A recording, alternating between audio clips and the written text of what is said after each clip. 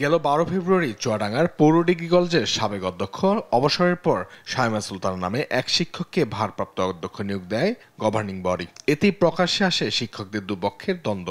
দাবি ওঠে কলেজের জ্যেষ্ঠ শিক্ষক নাজনীন আরা খাতুনকে ভারপ্রাপ্ত অধ্যক্ষ নিয়োগ দেয়ার। এ দাবিতে কলেজের সবকটি ভবন গেটেই তালা ঝুলিয়ে দেন শিক্ষকদের একটি পক্ষ। এরপর থেকেই অচল শিক্ষা প্রতিষ্ঠানটি। পরবর্তীতে এই ঘটনা গড়িয়েছে আদালত পর্যন্ত। নিয়োগের বিরুদ্ধে করা হয়েছে রিট। আমরা প্রতিদিন সকালে কলেজে আসছি, স্যাররা বসে আছে, ক্লাস নিচ্ছে না। আমি গত 2 সপ্তাহ ধরে ঘুরে ঘুরে আজকে ফর্মটা হাতে পেলাম।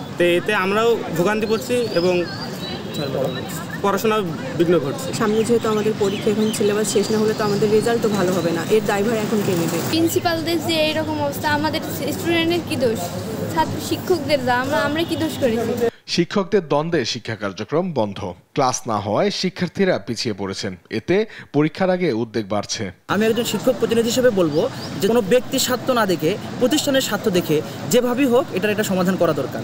এখানে আমরা সবাই ক্ষতিগ্রস্ত হচ্ছে, শিক্ষক, কর্মচারী, এমনকি আমাদের ছাত্রছাত্রীরা সবচেয়ে বেশি ক্ষতিগ্রস্ত হচ্ছে। গভর্নিং বডির মতে নাজনীন আরা খাতুন সাধারণ শাখার শিক্ষক না হয় তাকে নিয়োগ দেওয়া সম্ভব হয়নি। তাই দ্বিতীয় ব্যক্তি হিসেবে শাইমা সুলতানা নিয়োগ পেয়েছেন। বেসরকারি প্রতিষ্ঠানে গভর্নিং বডি মনে করে উপরে 4-5 জনের মধ্যে যাকেই দিয়ে তাকে দিতে পারে, এবং এর একটা আরো আমরা দিলেই হবে না, এটা আবার ভার্সিটি দেবে অনুমোদনের জন্য।